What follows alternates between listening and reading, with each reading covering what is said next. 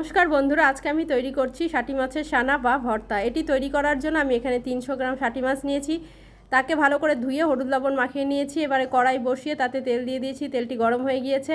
এবারে হলুদ লবণ মেখে রাখা মাছগুলো দিয়ে একটু নাড়াচাড়া করে নিচ্ছি। আর এর সাথে নিয়ে নিচ্ছি একটা আলু চিকন করে কেটে নিয়েছি পেঁয়াজ কুচি, কাঁচা লঙ্কা, রসুন আর 3টে শুকনো লঙ্কা।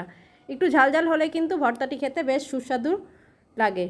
এবারে আমি এগুলো সব একসাথে খুব ভালো করে নেড়ে চেড়ে 10 মিনিটের জন্য ঢাকা দিয়ে দিচ্ছি আর গ্যাসের ফ্লেমটাকে লোতে করে দিয়েছি। 10 মিনিট পরে ঢাকাটি তুলে আবার একটু নেড়ে চেড়ে স্বাদ মতো লবণ আর সামান্য পরিমাণে হলুদ গুঁড়ো দিয়ে নেড়ে চেড়ে আবারও 5 মিনিটের জন্য ঢাকা দিয়েছি। 5 মিনিট পরে ঢাকাটি তুলে নিয়েছি। এবার দেখো সুন্দর ভাজা ভাজা হয়ে গিয়েছে। এবারে আমি এটি একটি পাত্রে নামিয়ে নিয়ে মাছের থেকে কাঁটাগুলো ছাড়িয়ে সবগুলোকে একসাথে খুব ভালো করে মেখে নিয়েছি। সব কিন্তু সুন্দরভাবে সেদ্ধ হয়ে গিয়েছে, রসুন টসুন সব কিছু।